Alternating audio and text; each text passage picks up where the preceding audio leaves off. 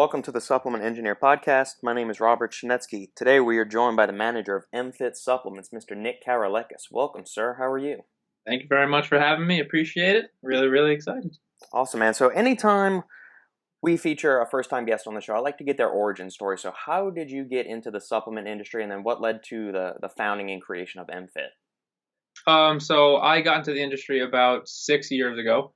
I'm fairly new into the industry. I got my foot in the door in the regulatory department and legal department of the Nature's Bounty Company.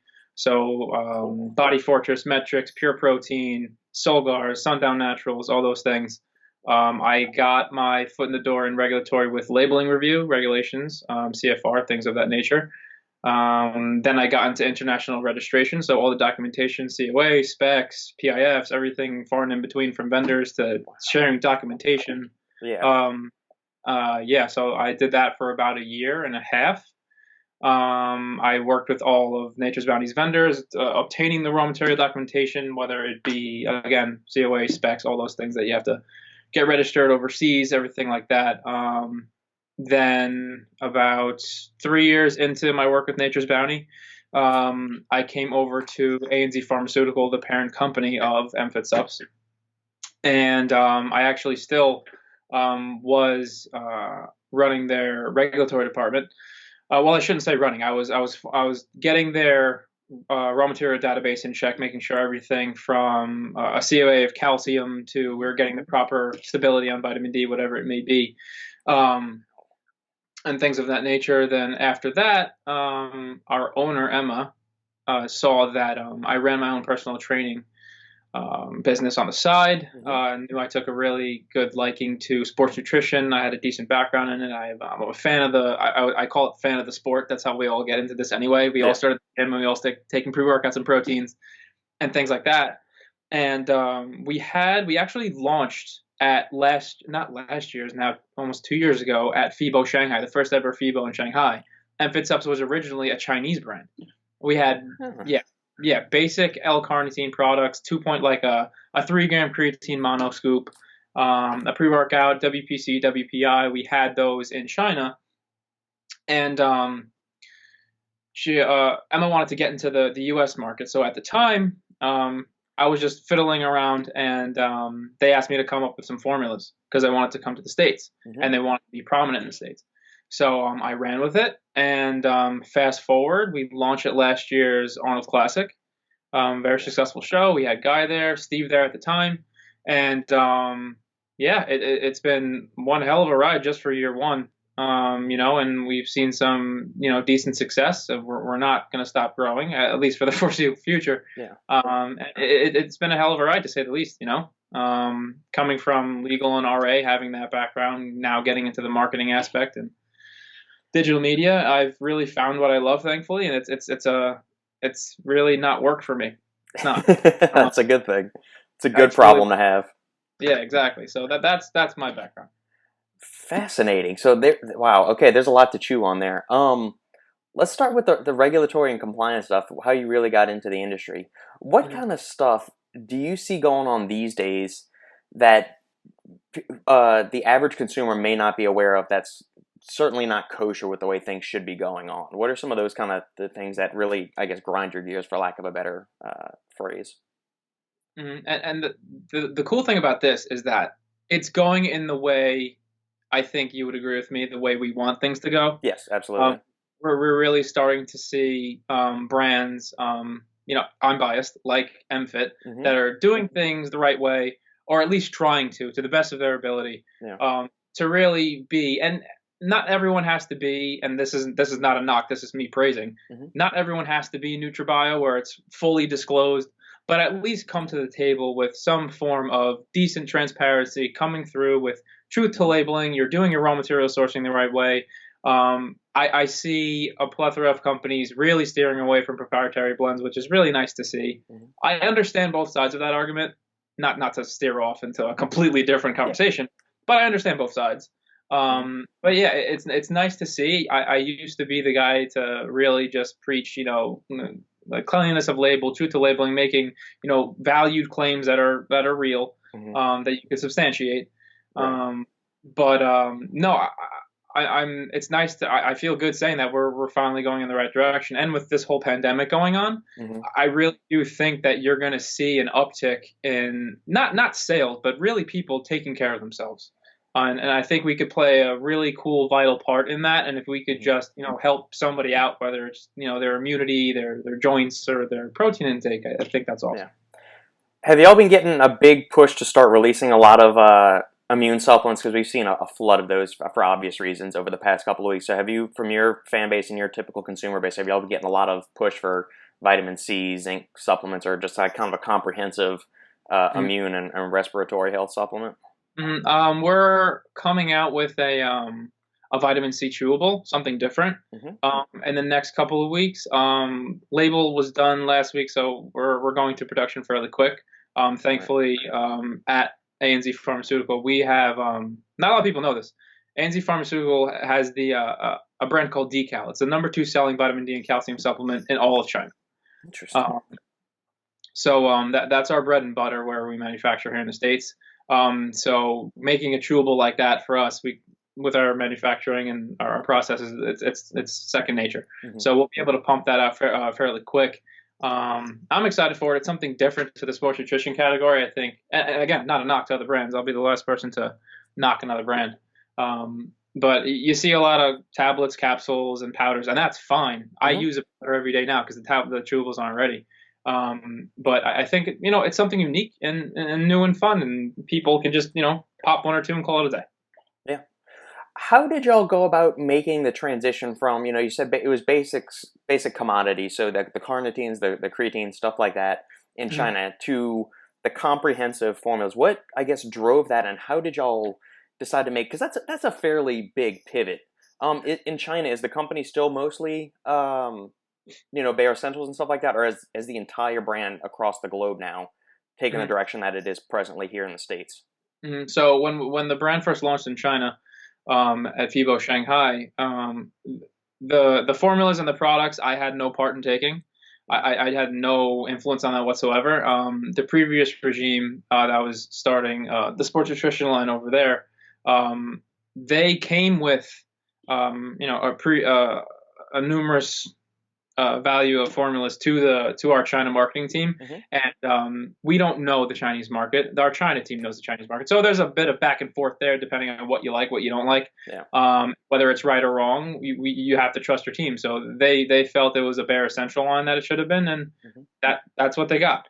But coming from where we came here, the idea was to kind of just do the same thing, but the formulas were so watered down.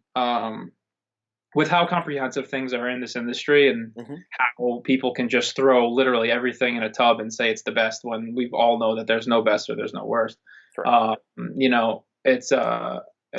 wouldn't have, in my opinion, it wouldn't have done well. So I was fortunate enough to have the opportunity to really take a hack at it, and here we are. It's so far so good. Excellent. What drives your formulation philosophy when it comes down to setting a product? And we can get more into the specifics. We can start picking out certain products and really diving into that in a second. But do you kind of take a broad scope to, or do you have a certain design philosophy when you're sitting down to get to work on a product category? Design philosophy, I wouldn't call it design philosophy. I would say more so. For instance, the perfect example for me is Hazard, our new non-stim that just came out. At first we had the formula all set. It was 4 ingredients, and not to knock any, 4 ingredient pump products. That's mostly what you need. But my idea is if I can have an effect, or if MFIT products can really stand out and be unique, that's what I want them to be. I don't want them to be, something run of the mill. And we have some products that are, don't get me wrong, but that doesn't make them inferior. So with Hazard, like for instance, I think it was nitrogen, Hydromax, a gram of coconut water powder, and I believe vitamin C, and that's fine. That's really, if you think about it, you're hitting from a few different pathways, and it's going to be complementary to the other pre-workouts. Exactly. And when we were going to release with that, being a student of the game, if you will, you see really awesome brands like Nutrex come out with Alpha Pump. You see all these other, Alpha Lion has one, all these other brands that come together and they come out with these really comprehensive non-stim pump formulas, and it's really intriguing to see the way the industry is going. So when we made that, I kind of wanted you need your electrolytes, your Hydromax. I sprinkle not a sprinkle, a gram of Pico to S7, pink Himalayan salt, an extra 500 milligrams of lion's mane. It's a pretty loaded formula. So in terms of how I go about it, it's more of, you can call it surveying the field, and it's not trying to top everybody. It's trying to make the most effective and well thought out product that I can to the best of my ability, and that's really it. There's no like magic formula. It's me just really just sitting down, trying to come up with something unique that nobody really has done yet, and seeing where it goes. Gotcha. Specifically on the non-stim pump formula for Hazard, I'm going through there. So we've got the 1500 of Hydromax, 1500 of nitrosamine. The Hydromax that's in there, I forgot who I was talking to. So at some point, it was last year, they mentioned that a new version of Hydromax was coming out that was supposed to rival that of Glycercise or Glycer Pump. It was supposed to be as stable as that. Is that the new form that y'all are using, or is that the previous form, or has the new form even come out yet, or is it available to y'all? It is the 65%, so it's not the new one. Okay. So it's the one prior. I'm not sure. Okay. All right. And then the catechin green tea extract, is that kind of riffing or y'all spin on kind of maybe something similar to Vaso-6, where you're going for those polyphenols that are inside green tea to kind of stimulate enos?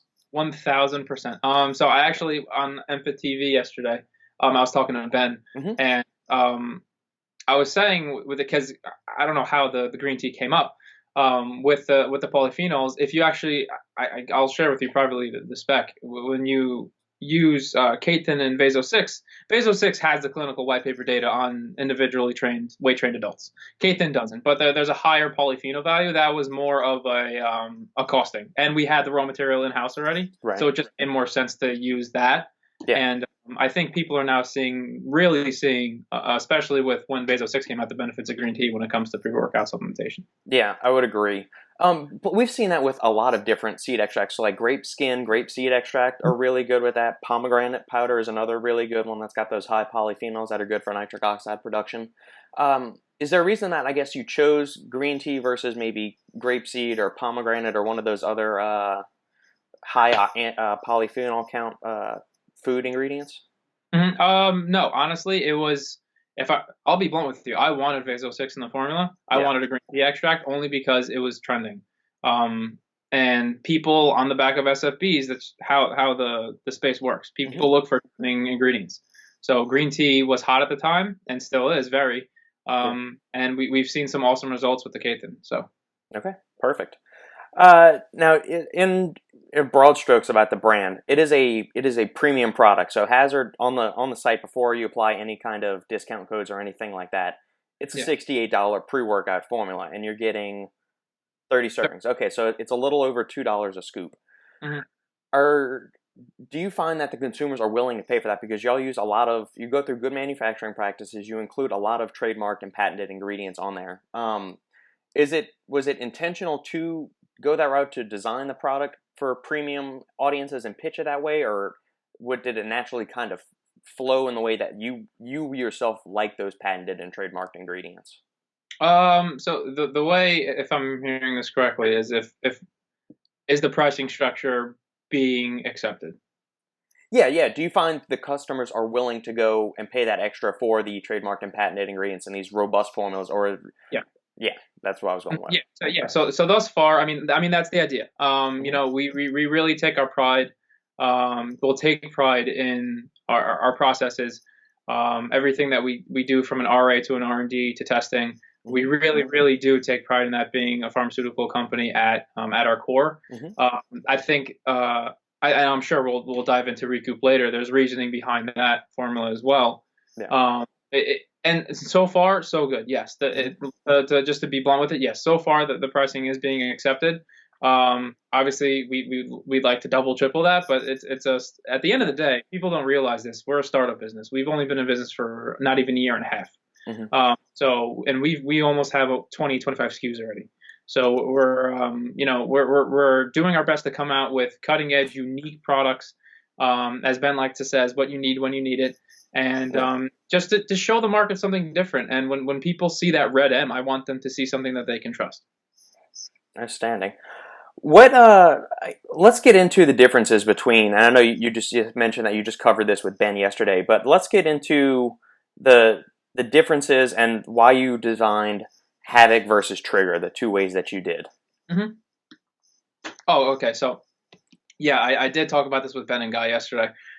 So as you know, and again, being a student of the game, there are so many different categories of the pre-workout category itself. So being whether it's a high stim with some vasodilation, you have just stims, you just have non-stims, moderate stims, performance pre-workouts. You have some pre-workouts that I've seen that have a label claim of, well, to get to a label claim of, let's say, like 700 caffeine. There are some pre-workouts that have 100 milligrams. There's obviously clearly different variations, whatever color of the rainbow that it's your choosing. Yeah. So when it came to the pre-workout category, I wanted to make something that essentially that everybody can use. I personally am not a big caffeine person. Mm-hmm. I love my coffee in the morning. But besides my coffee and my pre-workout, that's pretty much all I'm drinking. Unless my buddy at Cellucor sends me a Smart Energy. Those are phenomenal. They did a phenomenal job with those. Yeah. But yeah, I wanted to give the pre-workout category, as popular it is, just an option for everybody. With Trigger, you have 350. Goes well with Elevate TP.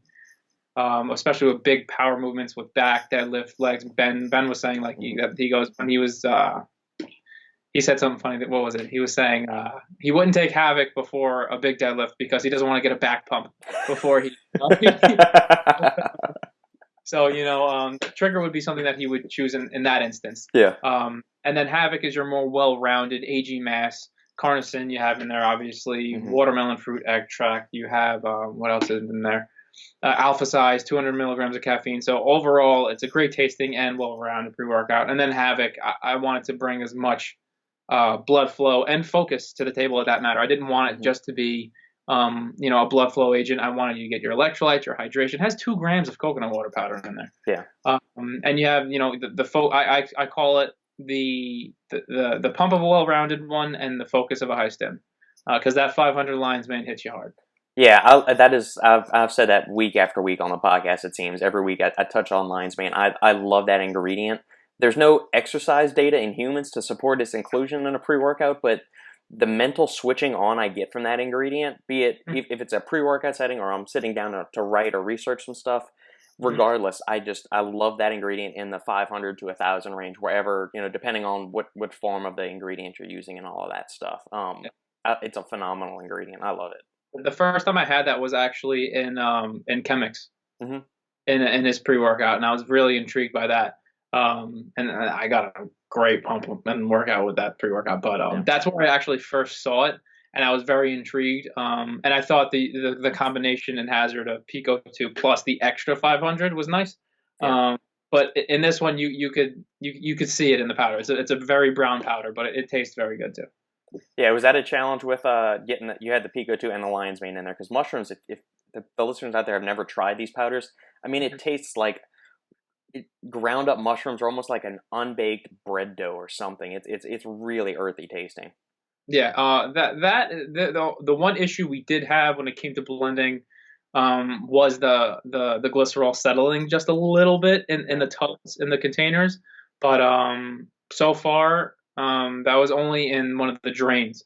So in tubs we really haven't gotten any responses from, oh, this is getting really clumpy. So thankfully we haven't gotten any complaints thus far. But so far, everyone's really loving that product, so I'm very happy about it. Excellent. What is your preferred pre-workout stack? Do you rotate between them, or do you kind of have a solid one that you go through with your usual training? I mean, I'm fortunate enough to have a plethora of Havoc, Trigger, and Hazard supply. Yeah. But so I cycle them. But my favorite combination, and I said it yesterday on our YouTube show, was I like taking about 3/4 scoops of Havoc. And then actually, as I train, I'll sip on Hazard as an intro. Cool. So I like using branch chains, but like I use more branch chains as a flavoring agent throughout the day just to get more water down. Yeah. BCAAs do have their data behind them and weight trained individuals, which is great. But I know Guy's a big BCAA guy. Yeah. I need more hydration aspects only because I lack that in my body as well. So like my digestion is it's awful, terrible as it is, very slow. That may be an excuse, but nonetheless, I like sipping on it throughout training, and I find I get my best workouts with that, and plus with the caffeine, the 200 mgs that's in the Havoc, I'm getting lion's mane electrolytes, I'm getting nitrogen, I'm getting all these other things, glycerol, S7, pick Himalayan salt, all at the same time. So you're just really, rushing nutrients into those muscle bellies, or at least trying to. Yeah. Yeah. Do you stack one of the intra workout supplements, either the BCAA or the more comprehensive Menace, in there too with it when you're doing your training sessions, or is that just you? No, no. I'm either all in or all out when it comes to BCAA or not. I'm either going to take something because it's just too much. The hazard formula is loaded as it is. Yeah. So even honestly, I may take it down to just a half a scoop of Havoc, and then because Havoc's no slouch either when it comes to a stacked formula. Right. But other than that, no. I'm either stacking Menace and Havoc, BCAA and Trigger due to the caffeine, or I'm taking Havoc and Hazard half scoops. So okay, that's the way. Yeah. Awesome. Well, let's get into the recovery formula, because when Justin and I were talking about it, it came with a $70 price tag, and I went, "You got to be fucking kidding me! What's going on with this?" So, I understand. Yeah, that's I'm in it for tomorrow. You what? I told Ben yesterday. I was like, I know I'm going to get asked about this, but there is reasoning for it. And that's why I wanted. That was one of the reasons I wanted to have you on the show, is that give us insight into what's driving the costs of this. Obviously, there's a lot of patented ingredients here, so that's automatically going to increase the costs of the products. But walk us through why you broke it out the way that you did. What's the intention behind the product, and some of the primary cost drivers and whatnot. Yeah, absolutely. So firstly, what I want to say is that I think we can all agree that when it comes to CBD and full spectrum hemp, the biggest worry with consumers is, one, is this shit real? Does it work? And can I really trust this company? Absolutely. And that is the biggest concern when it comes to CBD and hemp. I see it over and over again. I go into supplement stores with my cousins, and they think, oh, well, let me get this, let me get that. I'm like, do you really know what you're getting is what you're getting? And I would hope 99% of the companies can say that, yes, this is a matter of fact, 250 milligrams of full spectrum hemp, let's say it's a 10% or whatever it may be. Yeah. We use it 10%. And when it comes to that, again, when I want people to see our logo, I want them to think, I can trust that. I know what I'm getting. And that's why we sourced Verdant Oasis for so long. That's why we sourced all these different types of vendors to see, okay, what do your specs say? What's your testing? How stringent are you on your practices? Things like that. Because I don't want to be that company that puts out a full spectrum hemp and then we have to pay for it, 2 years down the line, but we sold a bunch, but now we have to, use that revenue as expenses in litigation. Right. God forbid. So, at MFIT, we do play it on the safe side when it comes to the CBD category. I call it that on social just because it's obviously going to trend more. But the first and foremost, I think we can all agree that CBD products or hemp products have a premium on their price tag solely because they're CBD. That's it. No, that's a given. Yep. If you look at the SFB, every single ingredient on here is a patented ingredient, whether it's instaminos, whether it's RPM factors, whether it's the beta power in there, the Covico, even the coconut water powder is trademarked. I'm not saying that, every brand should do that, but if you look at all our formulas, whether it's PeakForce, Estro-X, Torch, Havoc, Menace has carnosine, even if it's just carnosine, and especially products like Recoup and Hazard, those are ingredients that you could trust. They're trademarked. They're tested. They're premium ingredients. Yeah. And you know what you're getting. So when people see our logo and they see MFIT Supps, they hear about MFIT Supps, yes, I think they will see, they'll hear like a cha-ching in their head with a dollar sign, especially when it comes to Recoup.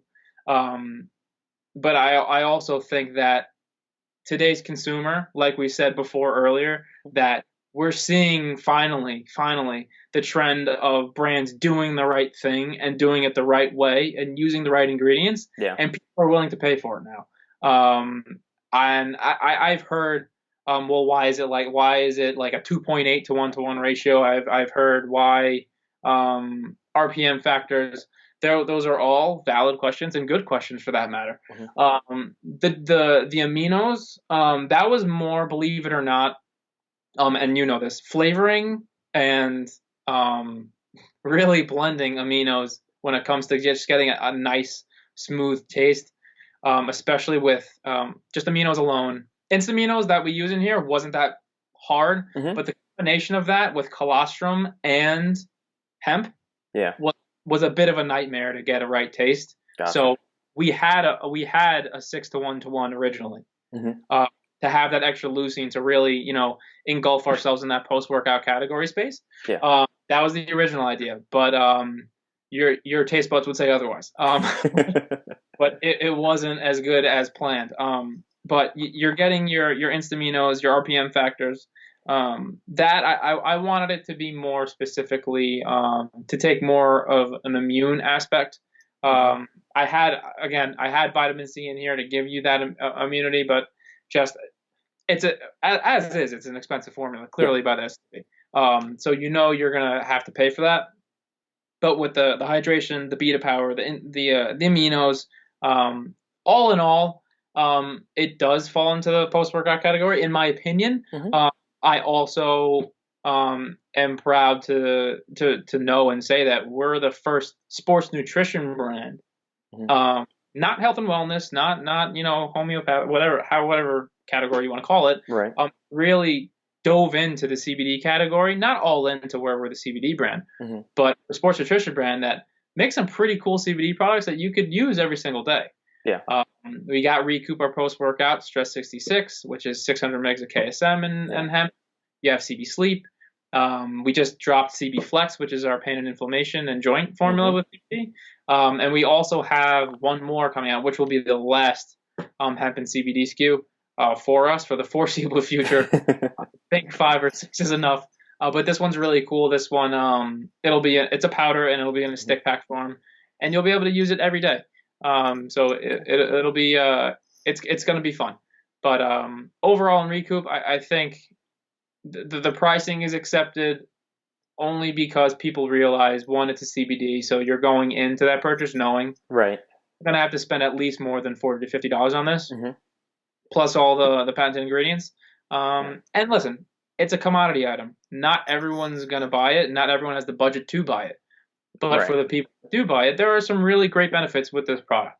But I hope that long explanation answered those questions. Yeah. And I like how you put that in there, especially because post-workout formulas are, I mean, if we're talking on our tiers of supplements that people are going to buy, it's not up in the same echelon as things like creatine, pre-workout fish oil, multivitamin, protein powder, those kind of things. Those are, the heavy hitters that most people, I would even elevate joint formulas up above post-workouts. But, by the time that you are coming around to using a post-workout supplement, you're already fully invested in the supplement game. You are probably an individual that's taking their training, their nutrition and sleep very intensely, very seriously. So you're going to look for that other edge. So I can understand why you'd be more than willing than the person that's just going for the bargain bin BOGO pre-workouts that are in there. So one thing I do want to ask you with this particular recovery product is that there is some data. It's not a tremendous negative impact on training adaptations, be it for improvements in high intensity interval training performance or in body comp like muscle gain, fat loss stuff. If you take compounds that exert anti-inflammatory effects in that immediate post-workout window, is it more of was that any concern when you were adding the CBD? Because CBD's got some anti-inflammatory properties in it. Was there any concern with that, or is it it's more of a dose response kind of thing where you take too much and then that would, in your opinion, blunt some of those beneficial adaptations? And that's in my opinion, that's probably the most valid question that I've gotten about the product, because people do say, well, you're tearing down muscle tissue and you're really stimulating the muscle, and you want to be inflamed in that case post workout. The whole premise behind it was to almost, we're gonna try. Well, we do try and market it as to almost take the edge off type deal. Yeah. Because there's a lot of people that do post workout that are just like completely drained and exhausted, and that's fine and well and good. But for me, for instance, I take Recoup every day. So after I train and I work out, I look forward to that. So I'll have that plus, and that has the Velocitol in there. Then my protein shake. To be blunt, it's a commodity item. Like I said before. So people are paying for the CBD, and to be in the CBD category, to have a post workout CBD, there like you said, there's no real in terms of dose. Post workout for CBD to like reduce that inflammation. I haven't seen personally. I don't want to sound like a meathead. I haven't seen a difference in my gains after taking, Recoup. I haven't seen a negative impact whatsoever. But I know Mike from Price Plow says that he likes the fact that he could take that and kind of like sleep, like use it almost as like as a sleep aid in an anabolic sense. Yeah. So in agreement with him, I think that makes sense. But to answer your question, I wasn't truly concerned, only because, like you said, there's no black and white data stating that. Correct. Yeah. I do see the thought process, though. I do. Yeah.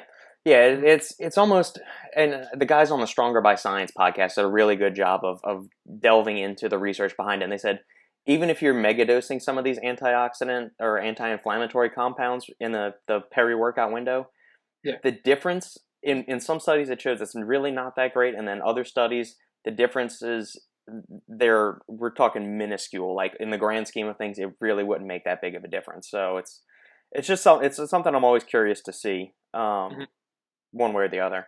And then also with the amino line and with this one, you've gone for BCAAs over more than the full spectrum EAAs, which is kind of a trend in the industry as well. Was there one reason why you like that more? Is it just or personal preference? How do you feel about that? No, I don't think it was more of a trend. I personally, it was more to me more of a, I want to say, thought process in terms of marketing. I find that people connotate BCAA with recovery more than EAA. That's my opinion, and that's what I found in the data that I did my research on. I found people associated BCAA more with recovery than they did EAA. The idea was originally to have that EAA in there. Again, it came down to the research and the costing as well. So there's a lot that goes into it, especially, I mean, I don't have to tell you, when you're dealing with that many ingredients, you know you're going to make a premium product, so you want to save your dollars where you can and plug and play and try and, because, for instance, if I have, let's say, a nice full spectrum EAA in there, I can't have Velocitol.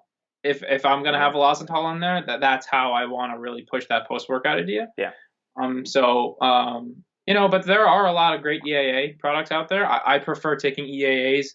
Like if, let's say I decide to do fasted cardio, I would probably prefer it there post-workout. I'm really relying, and you're really insinuating that people are, having enough protein in their diet anyway.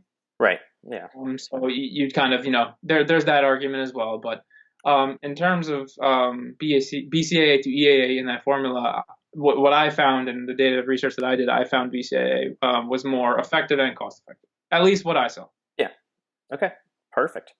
And over the years, we know that BCAAs are most of the thing that's saying it's going to fuel your gains, make you grow that much more muscle, has been, mostly debunked, for lack of a better word.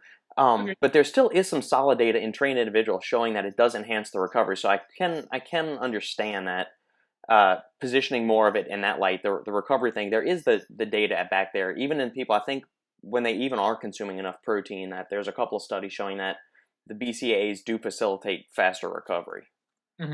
Yeah, and especially, I mean, we all know that's the heart and soul of the intra-workout category. Yeah. So I completely agree. Yeah. Excellent. All right, let's get into some flavoring stuff. How do y'all go about deciding which flavors to release? Do y'all have a flavor house on the premises there with A to Z Pharmaceuticals, or does that get outsourced? I'm learning a little bit more on the back end of stuff. I'm not as familiar as the the ingredient side and the front side of the brand stuff. So if I ask a stupid question, then please forgive that. No, not at all. The flavoring does get outsourced. It's just for us. It's just like any raw material vendor. So no, we do not do our own flavoring, but we physically we get our flavoring samples. We see what we can do, and then we go about blending. But in terms of releasing flavors, this was more of a let's see, as a brand.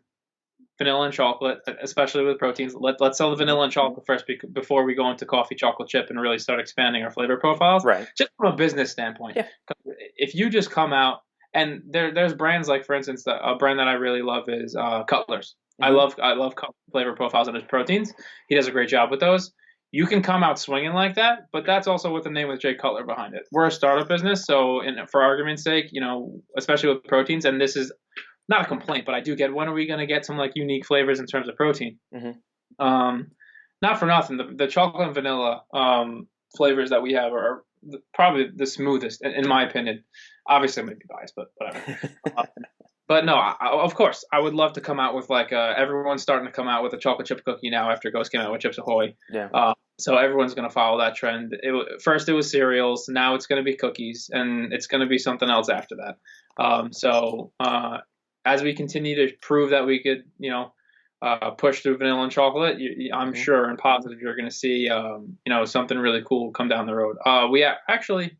You may see some sooner than later in regards to vegan protein and from a flavor profile standpoint. Okay. In terms of new flavors, that's probably going to be the newest flavor. It's going to be the vegan protein that we have coming. Gotcha. Yeah, with the pre-workout, y'all went with some of the difference, because everybody does fruit punch, blue raspberry, grape, all of the boring stuff, but y'all went with sour watermelon for one of them, which is kind of cool, because I don't think I've ever tasted a sour water supplement yet. I'll send you a bottle. Let me know. Send me your address. I'll send you a bottle. That'll be cool. I've heard nothing but good things on the flavoring from Justin from them, but since you brought up the designer ways, do you like those gourmet designer flavors, or do you like the foundational bread and butter flavors? In pre-workouts or proteins, or in general? Let's go with proteins first, and then the pre-workouts. In proteins, no, I really do like the gourmet flavors. I think they're really unique. I think you see some really cool partnerships established, like what Ghost had. Cereals will always be popular now. I think you're going to see that become a staple. Things like that. I do like the gourmet flavors, but for the past, I want to say year or so, I've become a big fan of the NutriBullet. So I like blending my foods and my oats and my yams and my fruits. And to me, I wouldn't put let's say a Chips Ahoy protein to waste in a blender, because you're not going to get the full benefits of what's actually in the powder. Correct. For me, I like my bread and butter proteins, but in terms of, do I appreciate the gourmets? Absolutely. I love those. I think they're awesome. I think they're very unique. Okay. Do you think customers are willing to come back to the same brand if they release gourmet flavors, or is it? I guess from a cost perspective or a sales perspective, I guess what are y'all seeing as far as purchasing patterns? Are y'all getting a big swell of people requesting those gourmet flavors, or are they like, and they're more inclined to just keep buying those basic flavors because I guess they're more versatile than the gourmet flavors, and I guess less prone to palate fatigue? No, I think if you do have gourmet flavors, I think that they're unique enough and they're good enough. I think that with anything, I think whether you have, excuse me, if you have a sour watermelon pre-workout, or if you have a Fruit Loop cereal protein, I think if your product's good, it's good, and it speaks for itself, regardless of the flavor. Yeah. So, for instance, I think everyone can say they like a good vanilla and chocolate, but let's be honest, it gets boring after a while. So it has its give and take, and it's a double-edged sword in that sense. But I think if your flavor profiles are on point, people will come back. I think Mark from MTS does he's the best in flavor profiling when it comes to proteins, in my opinion. His stuff is amazing. Oh my God, I'm a cute red velvet it just puts me. Oof, My I love. favorite's peanut butter cookies and cream. That one, that Yeah, flavor, man, is yeah, mind blowing. yeah. He does a really great job with the flavor profiles. Yeah. Outstanding. Um, let's get into some of the off we don't some of the off color supplements that we don't discuss as much because people are always love to talk about proteins. They love to talk about pre-workouts, amino acids, stuff like that. Let's get into something that's not as sexy, but I think just as important. Let's get into the joint recovery supplement. Hmm. Yeah. So, the believe it or not, CBFlex was supposed to be. We were coming up with a straight CBD line. Mm-hmm. It was supposed to be just a part of a CBD line, and that kind of went in the tank. So we decided to come up with CB Flex. So my favorite part of CB Flex, I'm going to pull up the formula right now, if you don't mind, really quick. I don't mean to pause. Oh no, it's fine. I just pulled that up myself. We got 600 milligrams of calcium, 400 of C3 Reduct, which is a curcumin, a patented curcumin variety. We got 300 of the Verdant Oasis hemp oil. I'll let you keep going. Yeah, then we have the boswellia, we have the dried ginger, the native collagen, B2 Cool, and BioPerin. My favorite part about this itself is the premium ingredient. That's the 300 milligrams of the European hemp oil, giving you 30 milligrams of phytocannabinoids. If you actually look across our CBD line, we have what is 25 CBD in all this. So you're getting an extra 5 milligrams here. The cal carb isn't the most popular ingredient. That's one of the ingredients from a manufacturing standpoint that we put in our decal, one of our decal products. So it was only, it just made sense from a manufacturing standpoint to put calcium in there. Yeah. We have our C3 Reduct as well. Again, this is essentially one of our, if you will, decal products that has a hemp and a dry ginger spin on it. So we have a decal product that has the C3 Reduct in it and the boswellia. We put some extra ginger in there. We got a nice native collagen in there, providing 10 milligrams of total collagen. And your BioPerin. Originally, we had 5 mgs in there of the BioPerin, but we felt to get the most out of the double tablet dose, you're probably going to need up to 10 with all those ingredients. We found that with things like the 300 milligrams of hemp alone, and especially the C3 and the ginger, we wanted to make sure that you're getting the benefits of those in there. Right. So that's the reasoning behind the 10. That's, believe it or not, that's the question I get a lot. Like, let's say with PeakForce or Torch or Estro X, I get a lot of questions of why is there so much BioPerin in there? And you have a lot of herbs in there, and PeakForce is the perfect example where it's a 4 tablet serving size or capsule serving size for that matter, and you really need to spread those out. That's why we say for best recommended usage is 2 in the morning with breakfast, and then 2 before bed or 2 in the middle of the day, whatever you may choose. So that's the logic behind the formulation standpoint. Gotcha. With the B2 Cool, that's one of the popular types of collagen supplements. The other one is UC2. Was there one thing that led you to go that way versus the other way, or? UC2 was the original collagen in here. That was the original idea to have in there. But again, you'll see a trend in terms of it's either you want C3 or you want regular turmeric. It's just standard turmeric, or do you want that turmeric? And I think the turmeric outweighed the UC2 in that sense. Gotcha. So we felt that was a little more important than the collagen. So we went with B2 Cool rather than UC2. Cool. Yeah, I'm not as familiar with that one, but it's a type 2 collagen, just like UC2 is. It's a 40 milligram yield, just like that one is. So that's why I'm kind of it's interesting that they're that similar. It's just it's very, very cool. All right, man. Let's jump over to now, since you brought it up. Let's do the anti-estrogen supplement. Surely. So like when we came out with these, what I like to call them is not even anti-estrogens. I like to call them like performance products. So you have your Estro X, PeakForce, and Torch. I think they all, besides not Torch, but it falls in the same category. got your K-thin, your calcium glucarate, your DIM, obviously being kind of like the heart and soul of that formula. KSM 66, 250. Although I would like to have that originally at 600. We pride ourselves on having stackable products, whether it be pre, intra, post. We want people to be able to take, test booster, their hardening agent, if you will, anti-estrogen. I prefer that. I prefer that name for it, if you will, the hardening agent. Yeah.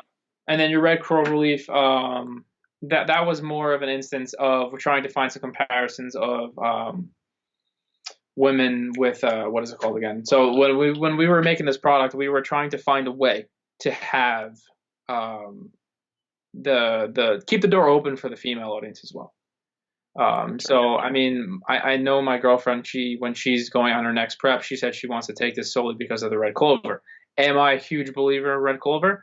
I'm 50-50 on it, but it was one of those ingredients where, just like in any brand, you got to keep that door open for the female users. And I was talking to Ryan from FI, and he's growing his team like it's unbelievable.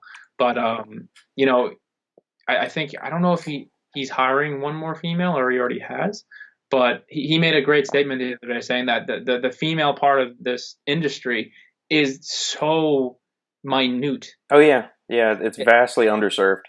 Yeah, and I think there could be some serious ground to be made up, if you want to put it that way. Yeah. In terms of a female audience, and you see some of the companies come out with just straight female lines and slap a pink label on, which whatever. Yeah. But I think you understand where I'm getting at with that.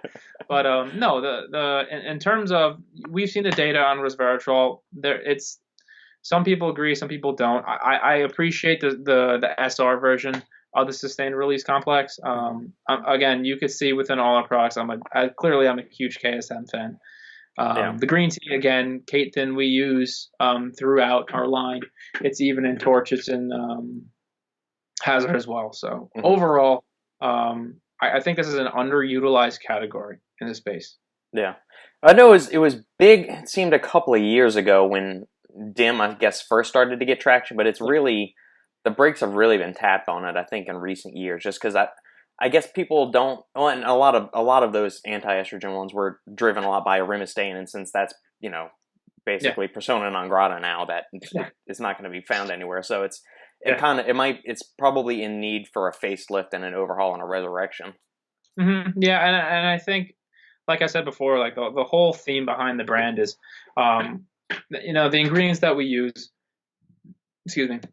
we try and make products that people can definitely trust. And I'm not going to put something in a product that is in some sense shaky or some sense not believable to the end user. And everything in here, wow, geez, drank too much soda.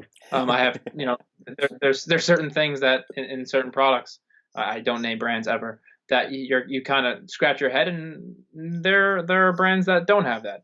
Yeah. But in this case, I think we did a decent job in giving an overall, I would, anti-estrogen hardening agent type category. Like you said, I 1000% think this category does need a bit of a facelift. And I think, I think we're going in the right direction with this one. Yeah. You mentioned several times, and we even covering the formulas, that you are a big fan of KSM. What have you used enough of it on your own to see how you react to the ingredient, and what's your affinity with it? What scenarios do you tend to use it, and what's the most you've ever taken in a day or at one time? I've taken about 1 gram a day, and you'll hear Tim say this all the time. Like, once you hit that 600, you're kind of just like, okay, where are we going from here? Yeah. Deal. And that's why, for instance, there's 600 in stress, there's 600 in peak. I take PeakForce every single day. So on the instance where I will take 1 gram is if I am in some sort of either meeting with work or I'm in some situation where I need to take stress. But, the effects that I've had on this, I find my performance to get the most bang for my buck. Other than that, again, everybody has a different outcome with anything that they take, whether it's a Yeah. pre-workout or KSM. Yeah. With my experience, it's strictly performance. I do feel a difference in terms of my energy throughout the day. I do feel a little bit revitalized. Mm-hmm. Um, but that's just straight along with just 600. So I rarely go over the gram. Mm-hmm. Um, but I honestly don't think it's necessary to. Yeah. Do I think 850, if you stack these, will have any adverse effects, or you won't get your bang for your buck? No, I think you will definitely see a nice difference. Correct. I think 850 Yeah. won't. It's not going to hit or miss anything. So Yeah. in regards to that, yeah, no, it's pretty straightforward. Yeah. Yeah. I love the ingredient. I've heard some people going up to 1200, but this is usually that's when they're like deep in contest prep, and Yes. you're starved, you're sleep deprived, and you're looking for anything to take the edge off and just chill the fuck out. So that's yeah. I take 600 a couple days a week. I've got a bulk bottle of them. I really like the ingredient. I don't. I guess I get it as much as a nootropic. It's more of like an anti-stress thing. But I guess you could make the argument that if you're stressed, you can't really think clearly to get shit done anyway. So Yeah. uh, interestingly, in PeakForce, Yes. there's Pico 2 in there. All of the other ingredients I'm good with. I'm curious. It's an interesting inclusion. Give us a little bit of insight to why that's in there. Oh, so why the Pico 2's in there? Yeah. The Pico 2's in there. So if you look at the SFB, you have your 600 KSM, you have Tribulus in there, Tyrosine in there, LJ100, Prima-V, BioPerine, the list goes on. But the way I wanted to mold this was, and Tim will tell you this, it's kind of you're getting from a natural testosterone level standpoint, you're getting everything you need. I find the testosterone or the performance enhancing category. Not I don't want to use the word light because I don't want to insult anybody. Mm-hmm. I find some test boosters to not be efficient, if that's a nice way of putting it. Mm-hmm. I think that you could do all this and raise your natural levels to whatever they may be. But I think if you could sprinkle in some Pico 2 to at least enhance or adhere to some form of VO2 max standpoint or your strength output, things like that, I think that's only going to go hand in hand with all these other ingredients that you have in here. And I think it's only going to benefit. And that's also how we got to the name. So yeah, mm-hmm. Very cool. The brand is, a little over a year old. Y'all have released a ton of products in that short time. So obviously y'all are experiencing a good deal of success with it. But what have been some of the challenges over the past year and change that you've experienced on your end? Mm-hmm. I mean, I think every person who either is a CMO or a brand manager or just in labeling, whatever it may be, Mm-hmm. I think they'd be lying if they told you that if they didn't want to go back and change something. It was, whether it was the first crack or you spent weeks on it, there's always something new coming out, and there's always something that, fuck, I wish I, put this, or dosed this at that.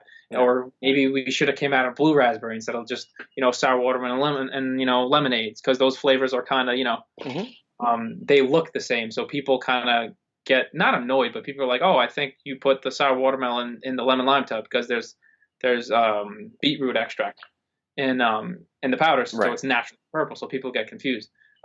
People not purple get confused, but in terms of struggles, the one thing I will say is not touting my own horn here, is from a social standpoint, YouTube, Instagram, Facebook, we've seen a ton of growth. We have 17,000 subscriptions in just a year, which is great. YouTube, I think the hardest thing that we've come into stance with is really getting a handle on growing the Instagram profile, and that's not a negative as much as people would think it is. Yeah. I think as much as the brand moves, that's when you're going to really see that take off. That's really the only thing, apart from like me having daydreams of maybe I should have formulated Mass Advantage like this. Maybe I should have added a different carb in Carb 10. Maybe I should have done a blend. Maybe isolate shouldn't have so much protein in it. Yeah. it's one of those things where you try and be perfect, and no one is. So at the end of the day, it's just more one of those things where you're just thinking, maybe I should have done that, but that is not to say these formulas or some of these formulas will not be reformulated, because trigger has to be reformulated because of the hordenine and methyltyramine. Right. So that's going to be reformulated this year.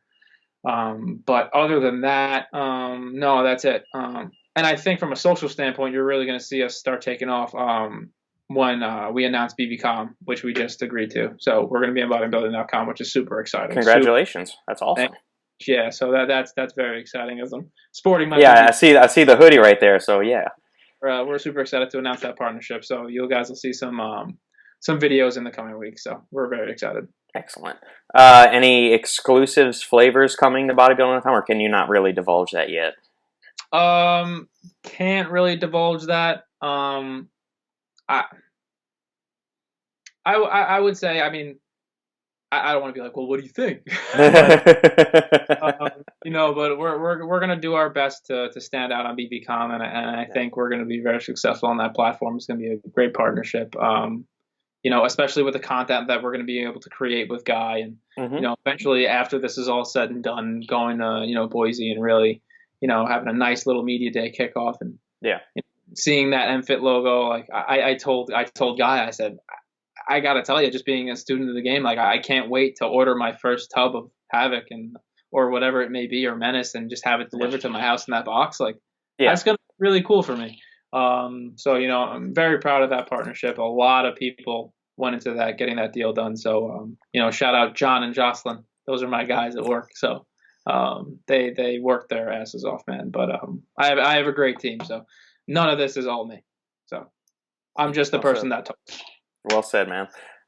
One of the last things I want to ask you about, as far as from a formulation side, Invictus, y'all used mod carb, and then in the bulk carb formula that y'all have, y'all went with carb 10. Yes, was there did you want to get pulled to maybe include carb 10 Invictus, or make a bulk mod carb powder, or do you like the two different carbohydrates? And just as somebody that trains very intensely on their own, how have you how have you reacted to the different intra-workout and post-workout carbs, cluster dextrin versus carb 10 versus mod carb versus, maltodextrin and all the other ones? Yeah. I mean, we get, believe it or not, we get some flack for having malto in the Mass Advantage product. The idea behind that, obviously, is you want a simple carbohydrate post-workout. So it makes sense. You're either going to have that or dextrose. I originally wanted dextrose, but I got talked out of it. But when it comes to the mod carb and the carb 10, Victus is our meal replacement. So in terms of fiber value, you're getting 11-12 grams per serving in that. You're getting a full multivitamin, MCT oils. It's naturally flavored and sweetened with stevia. You have 30 grams of protein, 30 grams of carbs, all organic carbohydrates.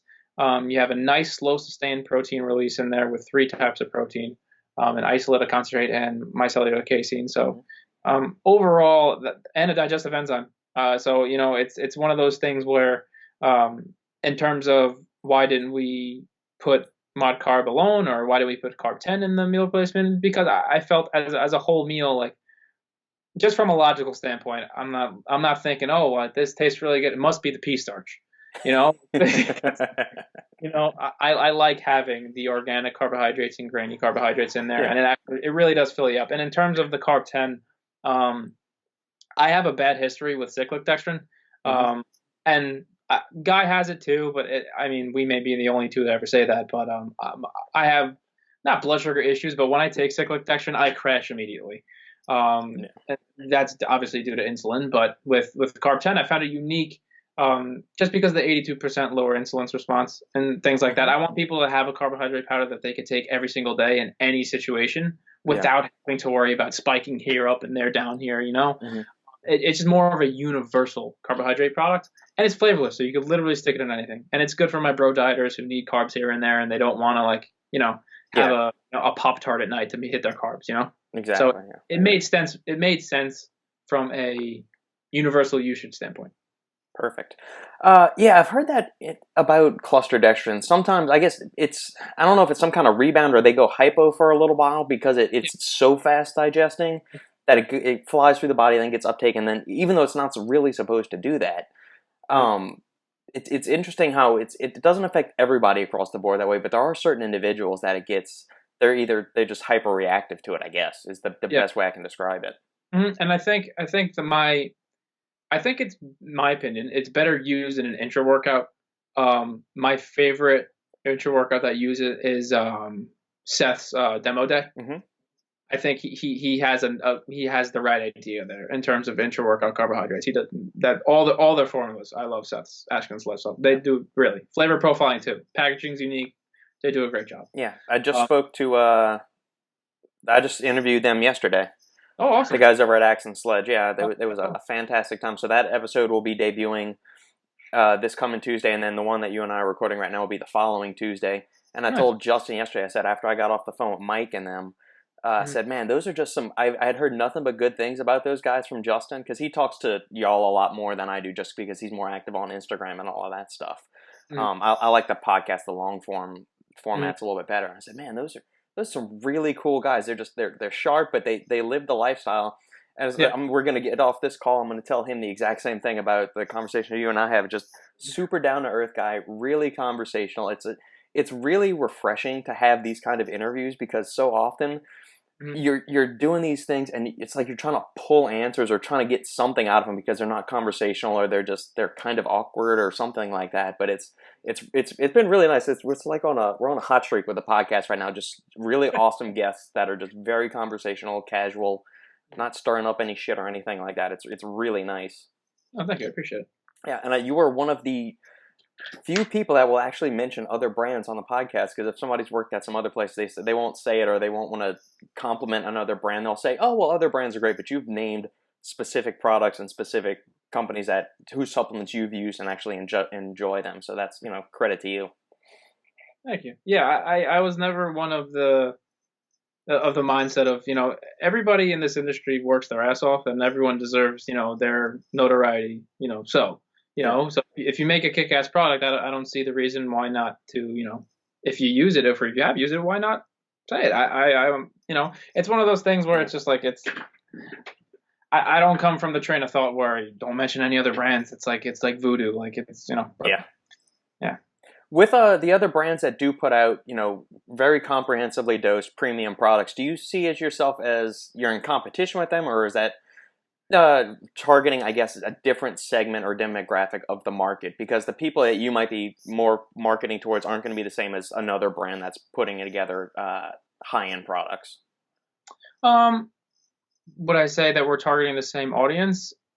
Yeah, I said we would, especially with our pre-workout category and our meal replacement category. I think that, again, me being biased towards MFIT, I think that at least our non-stim, our testosterone support, our meal replacement, carb powder, and again, pre-workout category in general can go head to head with pretty much anybody. Yeah. And I say that with confidence. Do I think that, we hit some different niches when I would say probably in the CBD category? Yeah. Where I think you'll see us more, at least with the joint and the inflammation and some of the CBD products, you'll see that can be used in a health and wellness sense. But in terms of sports nutrition category, targeting that consumer, I think we go head to head with anybody. Perfect.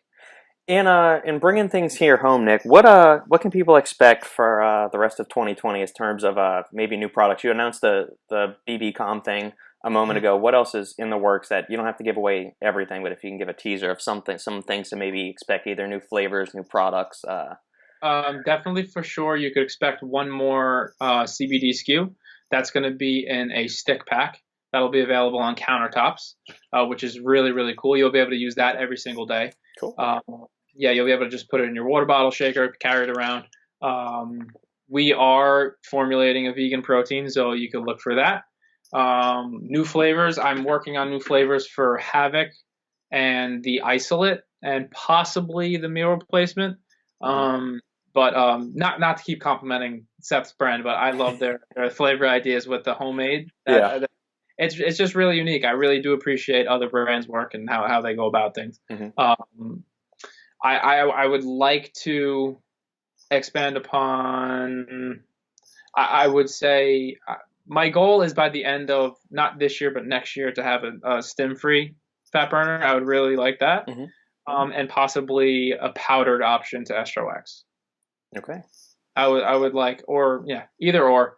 That's just on the back of my mind. I have some other ideas in terms of energy supplements, but those are more on the download. Gotcha. Fantastic, man. Well, thank you again for this. This was an awesome podcast, an awesome interview. Thank you for making time today. This is the part of the show where you can shamelessly plug anything and everything MFIT and tell people why they should purchase you.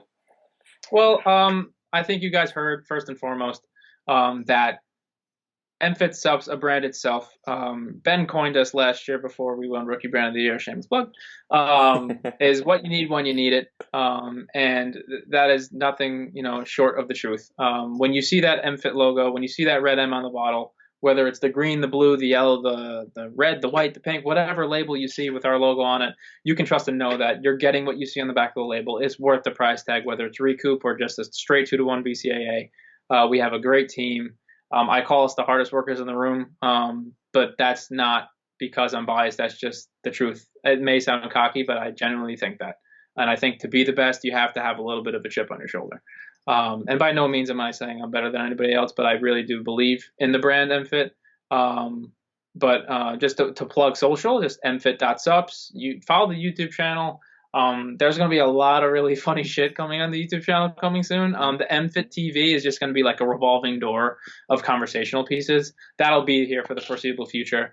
The BBcom stuff, bodybuilding.com, will be on there in the coming weeks. Very excited for that. And yeah, man, I'm just very excited to, keep the train rolling. And a quick shout out to all the first responders, the real heroes out there going on with everything now, taking care of people, making sure that everybody is, doing the right things. I encourage everybody to listen to the professionals and the scientists, please, and turn off your TVs every once in a while. Step outside, soak in some sun, spend some time with your loved ones, and just take in what you took for granted before all this happened. Amen to that, man. Thank you again, buddy, and have a good one. Stay safe. Thanks, man. I appreciate it. Thanks for having me.